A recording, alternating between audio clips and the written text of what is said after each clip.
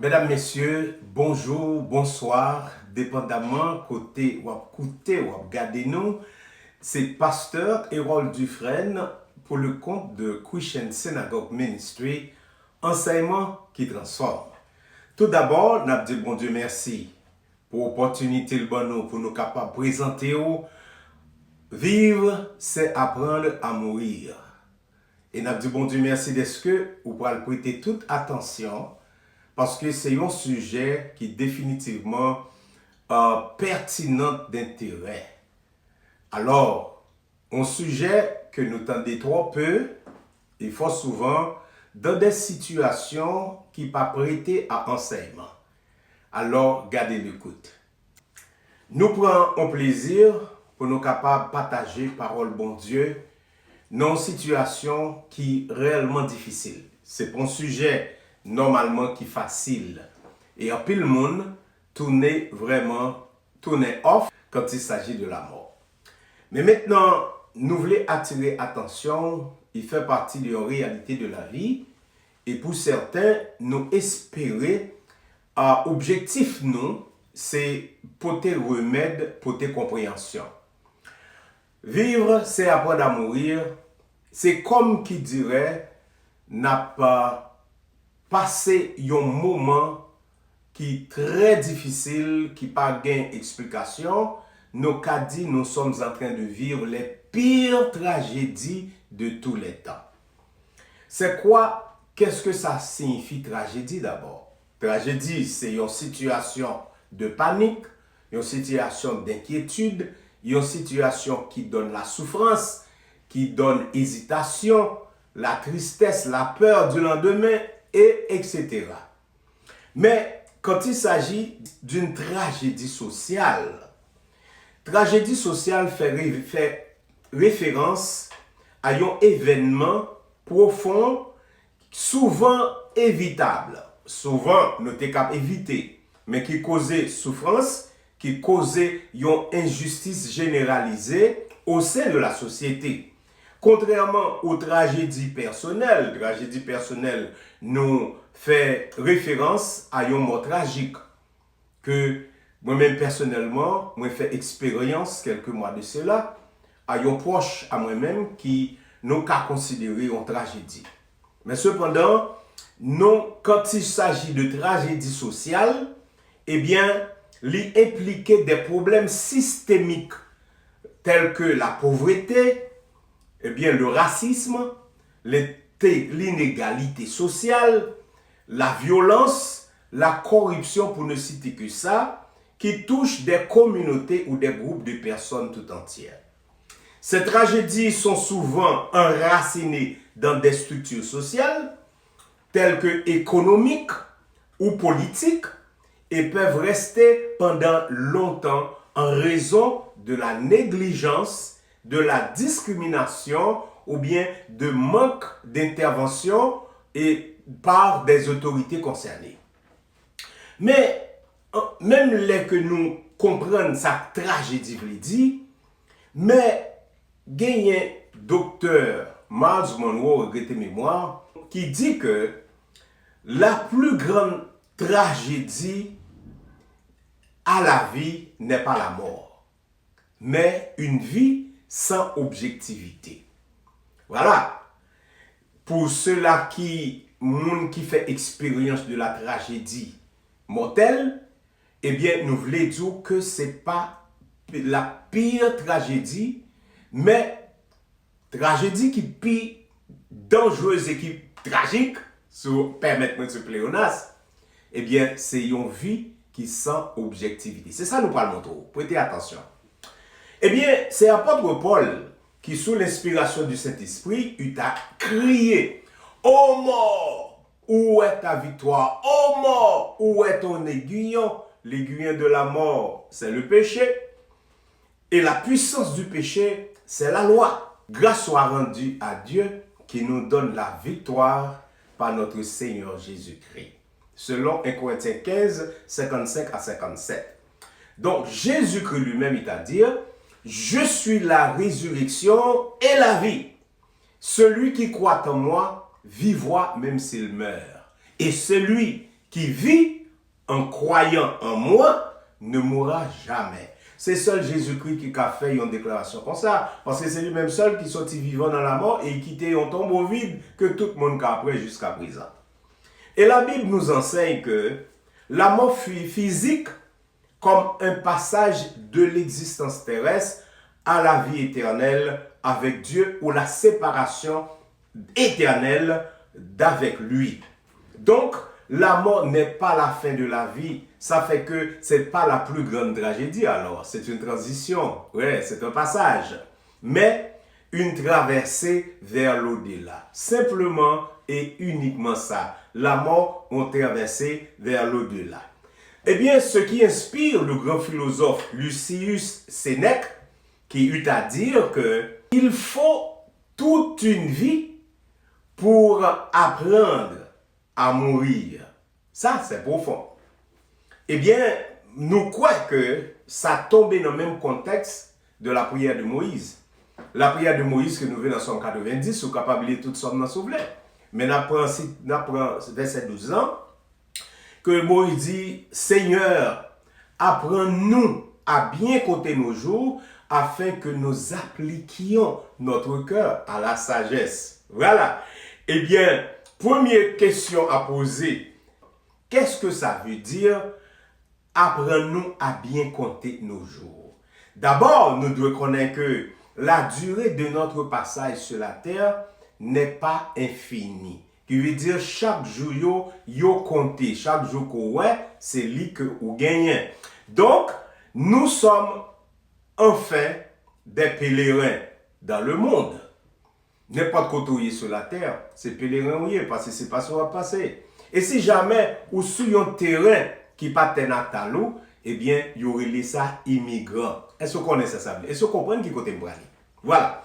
La parole de Dieu nous dit, selon 1 Pierre 1, verset 17, si vous invoquez comme Père celui qui juge selon l'œuvre de chacun, sans acception de personne, conduisez-vous donc avec crainte pendant le temps de votre pèlerinage. Or, la crainte de l'Éternel est le commencement de la sagesse. Ça rime bien avec la prière de Moïse. Voilà. Mais maintenant, en tant que pèlerin sur cette terre, eh bien, nous devons nous permettre de préparer à la vie future. Eh bien, c'est là que nous sommes capables de répéter Sénèque encore.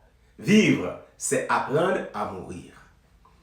Mais comment définir la vie en général? D'une façon générale, hein? La vie définie par la qualité de décision que nous prenons. C'est-à-dire, chaque décision qu'on fait, eh bien, ça peut déterminer votre éternité bienheureuse avec Dieu ou malheureuse sans Dieu. Voilà. Parce que lorsque notre séjour sur la terre, notre séjour terrestre prendra fin, et que nous arrivions au ciel devant Dieu, eh bien, ça qu'a privé, bon Dieu après évaluer la consécration avec laquelle nous l'avons servi. C'est-à-dire, là où servi bon Dieu, frère avec somme, il faut qu'on fasse nos sincérités de cœur parce que l'Éternel lui-même lui ouais cœur. Voilà, tout le monde est capable de performance, mais Dieu lui, il voit, il connaît, il voit le cœur. Voilà. Mais maintenant, nous devons une décision. Si décision que nous pourrions déterminer éternité, nous supposons prendre des décisions éclairées, des décisions illuminées par l'Esprit, de façon que nous soyons conformes à la volonté de Dieu. C'est ça fait Dieu lui-même, il n'a pas quitté nous à chercher pour nous capables de connaître qui décision qui conforme à sa volonté. Il dit nous-mêmes, non. Deutéronome 30, verset 19 à 20, je vais dire rapidement, j'ai mis devant toi la vie et la mort, la bénédiction et la malédiction. Choisis la vie, afin que tu vives, toi et ta postérité, pour aimer l'Éternel, ton Dieu, de tout ton cœur, pour obéir à sa voix, pour attacher à lui. De cela dépend ta vie et la prolongation de tes jours. Maintenant, la prolongation de tes jours, pas nécessairement sur la terre, parce que c'est dans toute l'éternité, avec lui, bien sûr. Et comment ça va le faire? En acceptant Jésus-Christ dans ton cœur comme Seigneur et Sauveur. Bien aimé, on nous fait un petit pause là. Accepter Jésus-Christ comme Sauveur, c'est comme c'est un cadeau, c'est une chanson que nous entendons presque sur les lèvres de tout le monde. Mais Jésus-Christ ne peut pas être votre sauveur ou bien notre sauveur si Jésus-Christ ne peut pas contrôler le Seigneur de notre vie. C'est-à-dire, sauveur qui a sauvé nous des dangers, mais Seigneur, c'est lui qui conduit la vie nous de façon que pour ne pas tomber dans ça que nous avons évité. Et ça fait Dieu, venu lui-même comme le professeur qui enseigne. Bon Dieu venu comme un professeur qui a enseigné. C'est ça que Jésus-Christ vient sur la terre avec une mission. Non simplement pour corriger le problème de mort, mais cependant pour nous une façon de vivre, la bonne manière de vivre. Voilà. Maintenant, Jésus-Christ vient. Il est venu premièrement, il est allé sur la montagne pour l'enseigner. C'est ça nous relève les béatitudes, enseignement sur la montagne. Mais d'une façon générale, l'enseignement sur la montagne était un enseignement spécifique et fondamental qui définit la foi, qui définit un enseignement spécifique et fondamental qui définit à la fois la nature du christianisme et démontre comment quelqu'un qui en a la possession de foi devrait être et agir. On nous mettez ça clair. Eh bien, enseignement Jésus-Christ sur la montagne, il clair. Son enseignement fondamental, premièrement, qui définit la nature du christianisme. Qui est le christianisme? Enseignement Jésus-Christ venu pour nous qui s'allie. Ce n'est pas ni Jacques ni Jean. Et ensuite, enseignement ça, il mettait clair pour nous. Tant qu'un cadeau clair qu'au cristal. Les gens a fait profession de foi, comment moun doit et comment il agit dans l'interaction avec les autres. Voilà. Les béatitudes sont un acte de bonheur que décrit tout un ensemble d'attitudes de cœur. Il y a un acte de bonheur qui décrit une attitude de cœur. D'abord, pauvreté de cœur, simplicité, confiance, ou bien de comportement à l'égard autrui, nous sommes de ça. Miséricorde, Dieu est miséricordieux, therefore, ou même pour capable agir selon conformité avec Dieu, il faut qu'on ait miséricorde. Et finalement, dans des situations difficiles, il faut que donner la main aux autres pour aider au cas de besoin. Il faut que dans l'épreuve morale, dans le besoin matériel, dans persécution, il faut que, ou même ou extension, bras, bon Dieu. C'est pour ça que Jésus-Christ est venu. Est-ce que ça clair? Voilà. Maintenant, enseignement, mais qui s'allie. Ça, c'est ça, enseignement, lui-même, c'est target, c'est objectif là. Mais enseignement, en réalité, mais qui s'allie. Jésus-Christ est venu aller à la montagne, les béatitudes, il commençait par enseigner avec un mot. Ouais. Première parole Jésus-Christ prononcée sous la montagne, heureux les pauvres en esprit, car le royaume des cieux est à eux. Heureux les pauvres en esprit. Mais quand on a posé tête nos questions, qu'est-ce que ça veut dire? Heureux les pauvres en esprit. Être pauvre en esprit. C'est que Dieu a donné une attitude correcte envers nous-mêmes et lui-même. Voilà, parce que le problème, il faut que le ranger, il faut que le problème résoudre avec Dieu d'abord, avant que le cas résoudre avec nous-mêmes. C'est ça qui fait que c'est vertical et horizontal qui est le signe de la croix, que Jésus-Christ lui-même sur la croix après le rendre possible. Sans Jésus-Christ, il n'est pas possible. Voilà.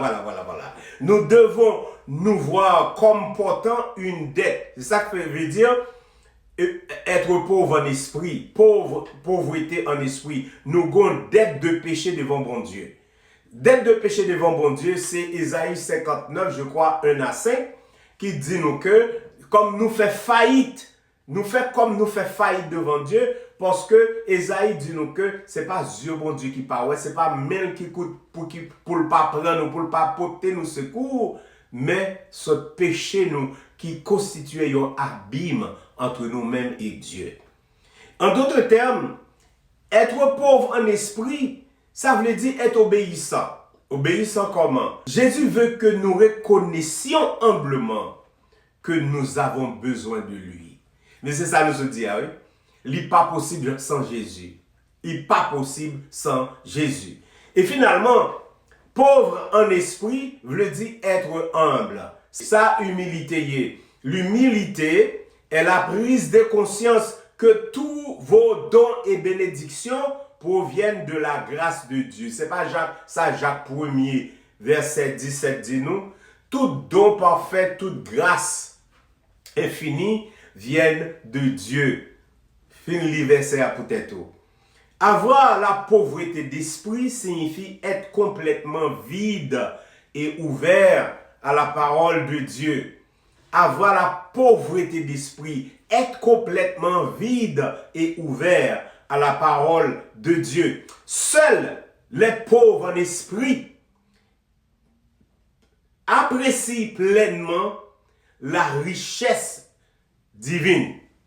Et je répète ça encore. Seuls les pauvres en esprit apprécient pleinement la richesse divine. Ce n'est qu'en admettant, l'on admet pauvreté, que vous êtes capable d'espérer pour surmonter. Ou gagnons élan vers quelque chose par le fait que l'y fait défaut. Vous êtes pauvre? Est-ce que vous êtes pauvre? Eh bien, vous avez besoin d'aide. Purement et simplement. Vous êtes pauvre, vous avez besoin d'aide. Avec cette admission, vous ne pouvez pas faire semblant que c'est OK. Maintenant, avec, vous devez admettre que vous êtes pauvre. Immédiatement que vous admettez que vous êtes pauvre, eh bien, vous êtes prêt à recevoir. Voilà. Vous êtes prêt à recevoir par le fait que vous avez conscience de la pauvreté. Maintenant, c'est Proverbe, verset 10, 22 qui dit, seule la bénédiction de l'Éternel enrichit. Ce à cause des privations économiques persistantes et de la détresse sociale, non confiance qu'en Dieu. Voilà. Maintenant, si nous considérons pauvreté dans l'autre aspect, autre que l'esprit, de pour sentir une privation, que ce soit économique et toute forme spirituelle, et qui met en détresse, eh bien c'est seul bon Dieu qui a fait qu'il choisit pour vous. C'est en réalité, lorsque quelqu'un meurt à l'intérieur, alors qu'il respire encore, personne ne s'en aperçoit. Car c'est là la tragédie. Tragédie, nous voulons décrire pour vous, c'est pas la mort, non? Nous voulons décrire une tragédie qui est pire que la mort. Parce que des fois, la mort même, c'est une délivrance. Est-ce que c'est pas vrai? La mort physique, bien entendu. La mort même, c'est une délivrance. Mais la pire tragédie, c'est pendant que vous mourrez à l'intérieur, pendant ce temps que vous respirez toujours. Voilà. Parce que vous avez l'espérance, tant qu'on nous dit la caille, l'espoir fait vivre. Mais l'espoir fait vivre, pendant ce temps, on a plongé dans une pauvreté, maintenant qui fait nous mal jusqu'aux os. C'est la pire des tragédies. Dans le temps moderne que nous y avons, quelques mois de cela, il y a un sondage qui est fait par une organisation crédible et sérieuse. Ils ont trouvé un pile comportement moun dans le temps moderne, non? Environ 17, qui contredisent directement l'enseignement de base que Jésus-Christ prônait l'été sur la terre. Alors, dans un comportement ça yo relève yon tête comportement, yon premier et qui fait plus d'impact négatif à l'enseignement de Jésus-Christ, c'est le matérialisme. Le matérialisme qui s'allie, eh bien, c'est un concept philosophique, c'est une façon de penser qui affirmait que la réalité première est que tout, y compris les pensées, les sentiments, la conscience, est le produit de processus physiques. Eh bien, terme philosophique ça, il paraît, eh bien, dans la seconde moitié du XVIIe siècle.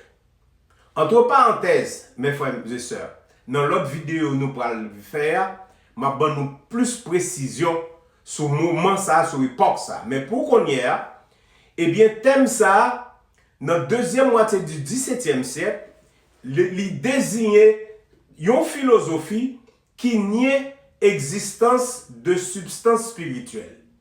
En d'autres termes, en l'occurrence, l'âme.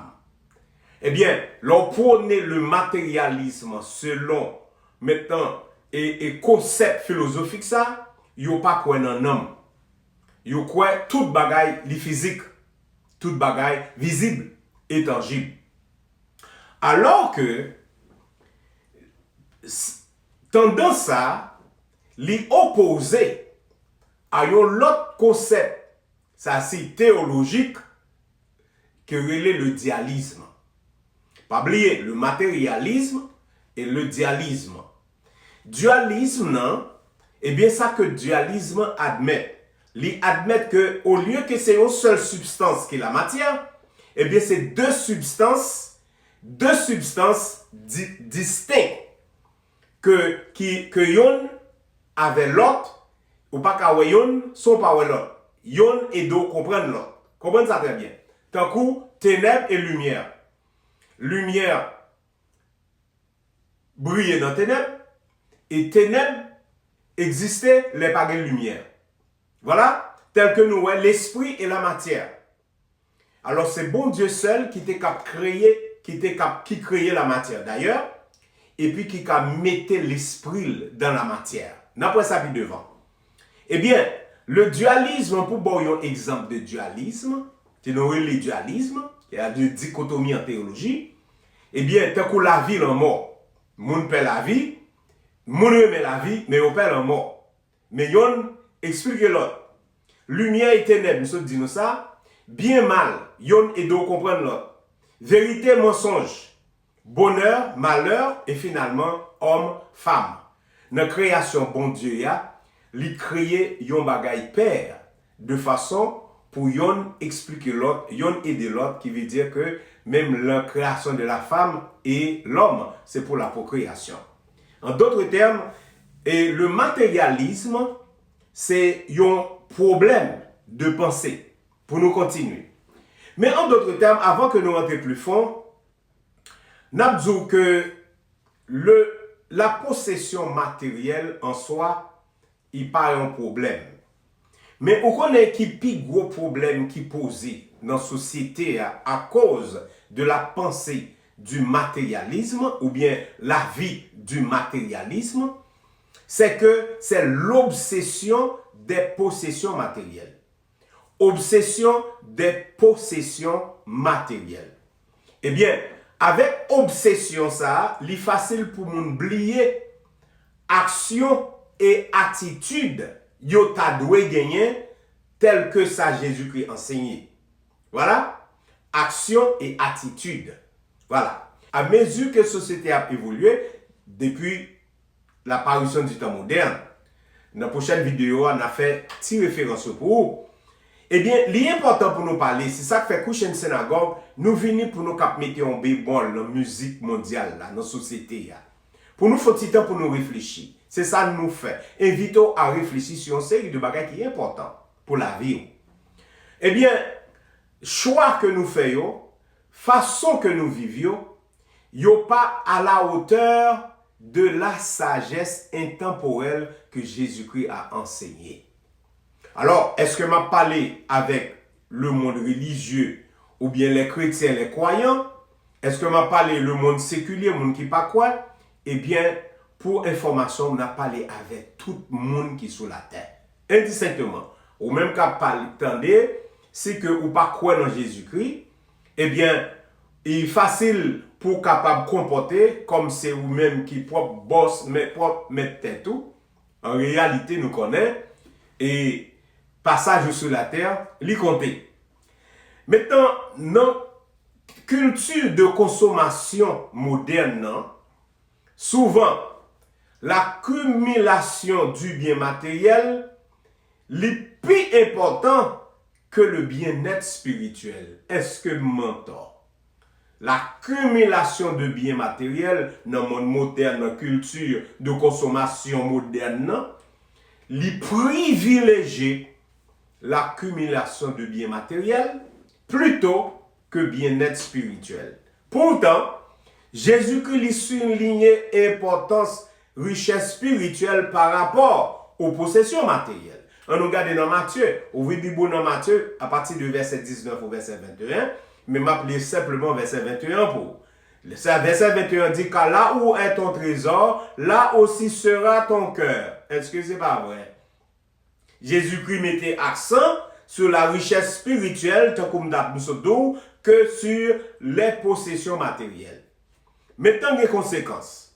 Les que gagner yon course à possession matérielle, eh bien, il gagne conséquences. Au compte qui conséquences là par gagner, premièrement, eh bien, moun qui pi faible yo, moun qui pauvre yo pas dans picture la vie.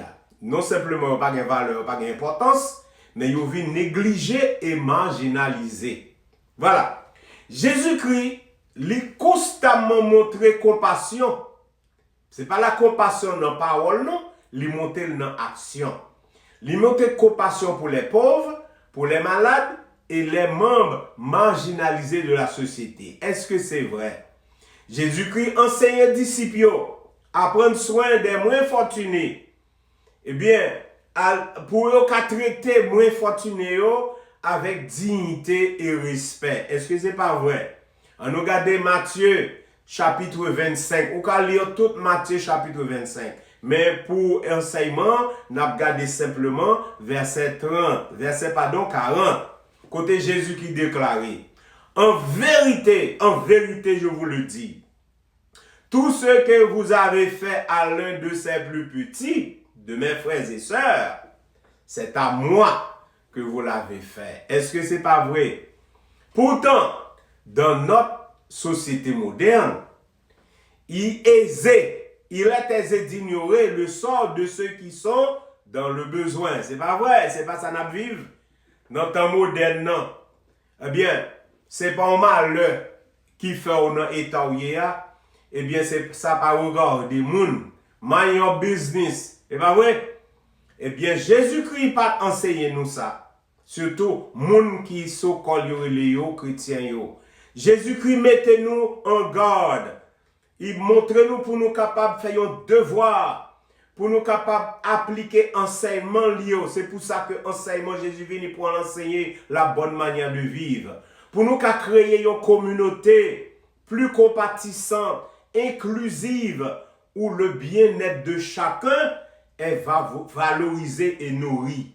Où le bien-être de chacun est valorisé et nourri. La Bible, qui ça la Bible dit de l'obsession matérielle? La Bible nous dit que l'obsession matérielle est immorale. Pas prendre l'embouche à pasteur Dufresne. C'est obsédé à possession matérielle, non pas dire immoral, mais la Bible enseigne que c'est immoral. Car la vraie satisfaction de la vie, c'est pas dans les choses, dans la matière, mais la vraie satisfaction de la vie, eh bien, vient de Dieu. Et ça fait au dans Marc 8, verset 36, mais ça le dit. Que sert-il à un homme, regarde une femme tout, de gagner tout le monde s'il perd son âme? Et pas vrai? Et pas vrai? Et on a répété Proverbe 10, 22. C'est la bénédiction de l'Éternel qui enrichit. Jésus-Christ qui dit nous que c'est l'esprit qui vivifie, la chair qui est la matière résidu de la matière ne sert à rien. C'est-à-dire, n'a pas le comprendre que et obsession pour bagaille matériel, il faut oublier l'esprit. Et nous capables de référer nous à un commentaire docteur John MacArthur, un théologien maintenant du temps moderne, qui fait un commentaire de Genèse chapitre 2, verset 7. Nous tous connaissons Genèse chapitre 2, verset 7. La majeure partie de mon écoutez là connaît Genèse chapitre 2, verset 7. C'est la création de l'homme. Bon Dieu créa l'homme de la poussière de la terre. La poussière de la terre s'alliait résidu de la matière. Et puis il soufflait dans la narine en souffle de vie. Et l'homme devint un être, une âme vivante. D'où la création de l'âme. Eh bien, John MacArthur fait un commentaire. Il dit que l'être humain a été créé de la poussière. Oui, à partir de la poussière. Nous se dit ça. L'être humain a été créé à partir de la poussière, nous dit John MacArthur. La poussière, c'est résidu de la matière. Sa valeur ne réside donc pas dans les composants physiques que forme son corps, mais dans la qualité de vie qui forme son âme. Mais la priorité de l'âme, la valeur de l'homme, c'est pas son corps. Les corps bien portants, surtout belle, beau. Comprenez? Eh bien, même si ou belle ou beau, corps, la pral fait bon petit bonhomme de chemin. Voilà. Mais l'âme va continuer au-delà de la mort pour rencontrer son Créateur. Croyez-vous que l'Écriture parle en vain? Selon Jacques 4, verset 5. Croyez-vous que l'Écriture parle en vain? Tel que Jésus-Christ qui dit, c'est l'Esprit qui vivifie, oui. Mes amis, c'est l'Esprit, ah oui. Non, non, pour nous donner plus d'importance. Est-ce que vous pensez c'est en vain la parole à parler? Eh bien, regardez Jacques 4, verset 5. C'est avec jalousie que Dieu chérit l'Esprit qu'il a fait habiter en nous. Je répète. C'est avec jalousie que Dieu chérit l'Esprit qu'il a fait habiter en nous. Genèse 2, verset 7. Il souffla dans ses narines un souffle de vie et l'homme devint une âme vivante. Comportement, moun qui plus quoi dans possession matérielle yo concentré dans bagay intérêt personnel et richesse terrestre. Tandis que enseignement Jésus-Christ, mais qui ça l'enseigné? Il enseignait libéralité. Libéralité qui ont l'autre mot de générosité, qui veut dire générosité. Il faut qu'il y ait une largesse, monde qui est dans Christ. Il faut qu'on ait attention à bon Dieu, les besoin. Pas dire mon allez ma prier avant, mais faire quelque chose. Générosité. Eh bien, enseignement Jésus-Christ maintenant fait appel à la foi en Dieu et à la priorité accordée au bien-être spirituel plutôt qu'au gain matériel. Mes amis, quel que soit un bon point yon moun ka gagné, eh bien, ou pas besoin de faire rien. Ou mettre bien manger et manger bien, ou garder à un certain moment donné de la durée, corps, la matière, la déprécier, la diminuer, la périr et puis la tomber en putréfaction. C'est l'Éternel qui parle. Elle dit que dans Genèse 2, verset 19, la poussière retournera à la poussière. Voilà. Pendant ce temps que bon Dieu déclarait la poussière a retourné à la poussière, eh bien, regardez bien. Mais qui ça le dit? Dans Ésaïe 33, verset 11, pour la fin. Je suis vivant, dit l'Éternel. Ce que je désire, ce n'est pas que le méchant meure. Alors, par quoi il dit méchant, c'est le monde qui déclare la guerre à Dieu. Eh bien, attendez cela. C'est qu'il change de conduite et qu'il vive. Voilà. Ce que je désire, ce n'est pas que le méchant eh bien, moun qui pas accepté bon Dieu, ou bien moun qui pas prend parole bon Dieu. En conséquence, pas de valeur à la parole de Dieu. Eh bien, bon Dieu souhaitait que vous changez de conduite, ou changez de comportement, et puis pour qu'à vivre. Et puis, bon Dieu fait un appel. Tant qu'on couche une synagogue, a fait un appel. Revenez. Revenez de votre mauvaise voie. Et pourquoi mourriez-vous? Pour qui ça? Ou pas la route la mort.